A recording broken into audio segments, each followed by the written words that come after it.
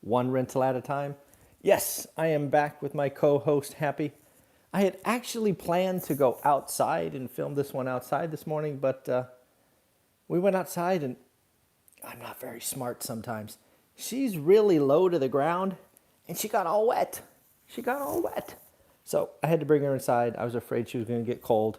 So we've got a towel down here and we're going to keep Happy dry. So let me just put her down real quick. I'll be right back. 1 minute. Okay, you stay there. All right, so again, a little impromptu drying of a dog. Good girl. She's got me all wet. My shirt is soaked. Anyways, before we get started, we got two people to congratulate. I want to go ahead and congratulate Eric. Your card will go out today. And Kashif, congratulations, folks. If you don't know what we're doing here, this channel is about helping people get their first or next rental property. I'm tracking something I call my positive impact score. I report on it every Sunday. It's actually a playlist on my channel called Goals. We've been doing weekly updates for, I don't know, year and a half or something.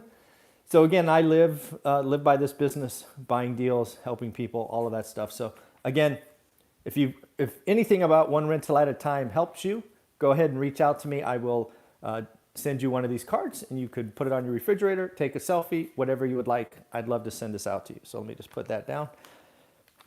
All right, so when we talk about the daily financial news, I do want to highlight a couple of videos from yesterday. First and foremost, I did the 50-year spreadsheet. I added CPI or inflation, and I added the stock market, which is specifically the S&P 500. So go ahead and watch that video.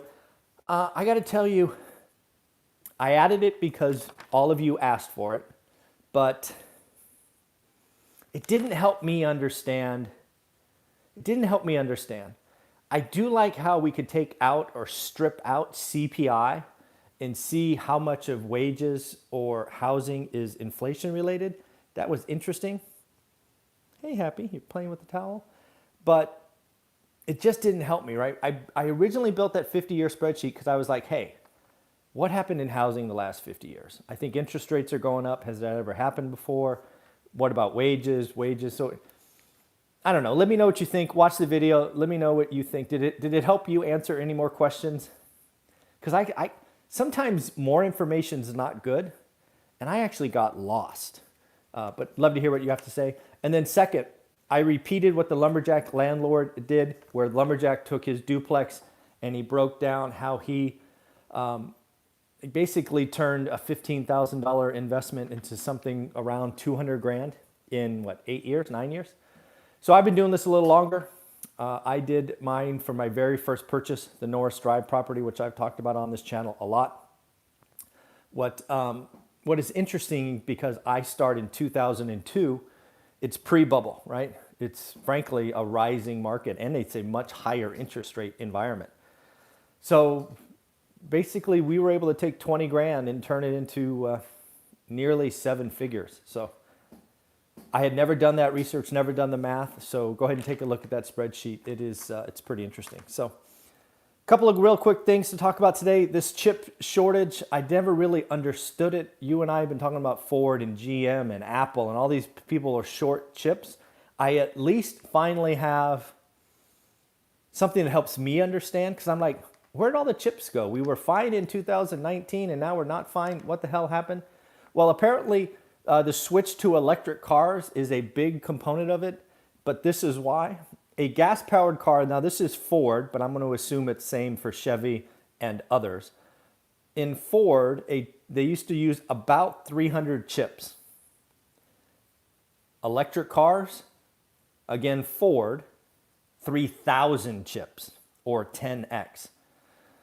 Well, with the takeoff in popularity of electric cars, that kind of makes sense to me now. At least I understand. We're selling more electric cars. Every electric car takes 2,700 extra chips. So at least I understand now. But before I was like, what? What the hell's going on? Where'd they all go? So that's interesting to think about. Again, and now car companies are saying they expect chip shortages until 2024. Yee. Yeah, that's a long time. Got a warning from a company, PPG Industries. They are essentially, they make paint. They actually warned on revenue and earnings. This is pretty interesting. PPG just reported earnings about 4 weeks ago, and they're already warning about next quarter, which is 9 weeks away. At least the completion of the quarter is 9 weeks away. That's not normal. What they are saying is, well, we're going to have lower revenue because of supply chain issues, and we are going to make less money because of inflation in raw material costs. Not good, not good. So I would expect their stock to get hit pretty hard today. Read an article about Lending Tree, one of those, I don't know, it was an interesting survey, but sometimes you're like, no kidding, you're a lending organization, so no wonder your output is going to be this. But anyways, basically Lending Tree was highlighting that 48% of renters are concerned that they will never be able to buy a home. I don't know. Is it really that big? Is there some education we could do? First-time homebuyer programs, house hacking, right? Inside the course. Actually, the Lumberjack, right? Lumberjack did a video for you on Saturday, the importance of house hacking. Yeah, it's pretty interesting out there. So I would be watching maybe there's some education we can do, a little bit of live below your means, money management, budgeting. But yeah, house hacking, FHA loans, we're talking 3.5% down. I suspect the handout administration will be giving some down payment assistance as well. So I do think you're going to have an opportunity to do this if you want to. And of course, getting on the property ladder is critical, right? I believe homeownership is, frankly, one of the linchpins for middle class. And I definitely believe that that's something we need to help with and do. But we've got to help people get on the property ladder that can stay on the property ladder. I saw so many people get on the property last time that frankly weren't ready. They just weren't ready. And unfortunately, as you know, it all unwound in a couple of years. We got Redfin CEO. Redfin CEO is watching our channel, so shout out Redfin. He is now saying, you know what? The housing slowdown has started. No duh. We've been talking about it for 6 or 8 weeks. We're in the business every day. He says that listings are up 10%. Again, no duh. We've been talking about that on this channel for a while. He is saying also something that we talk about on this channel, pricing will likely plateau. We are going back to a more balanced market. The crazy 20% or 15 or 10% appreciation you may have seen in your market front loaded. He is not calling for a crash. It's just going to be easier to get deals done. And as you've seen in the course, our students are doing deals now. They're getting it under asking. They're doing good or great deals. So keep doing the work. And again, let's shout out these two folks that did it just yesterday. Kashif and Eric, congratulations. Woo, almost dropped it, but I caught it. Good reflexes. What else is going on? I don't know if you saw this, but El Salvador is officially adopting Bitcoin today. Apparently, they're rolling out Bitcoin ATMs, and they're giving $30 in Bitcoin to everybody who downloads the app or something. Who knew? El Salvador now officially Bitcoin is now accepted currency in El Salvador as of today. Don't know if you saw this, but Jill Biden is the first lady to go back, or is it right? Go back to work? How would I say that? Anyways, she is now teaching full-time in-class sessions. So I think that's awesome. If Jill Biden is passionate about teaching, everybody should do what they're passionate about. So shout out the First Lady. Congratulations for doing what you want, what you deserve, and what you have fun at. Good for her. Congratulations. Lastly, we're going to talk about the stocks. I read an interesting article talking about the stock markets of 1929. Hey, happy, leave the stand alone. Of 1929 and 1999. There's some similarities I think we should all at least recognize or acknowledge so you're not caught by surprise. Again, remember, I have $0 in stock. I hope stocks go to the moon.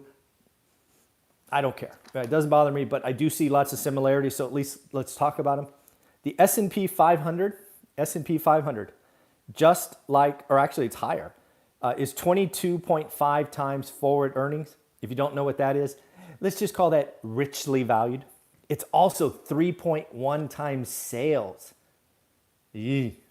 That is 20% higher than even 1999. And 1999 had a lot of internet stocks, so pretty crazy to think about. What else we got? Just like 99, the stock market today has a 70% premium to the 200-week moving average. If you don't know what a moving average is, basically what they do is they just take the stocks over each week And it's a much slower movement than every day. Hey, Happy, what are you doing? Sorry about that, folks, but she was starting to play with the stand, and I was thinking you were going to get motion sickness, so I apologize. So again, 70% premium to the 200-week moving average.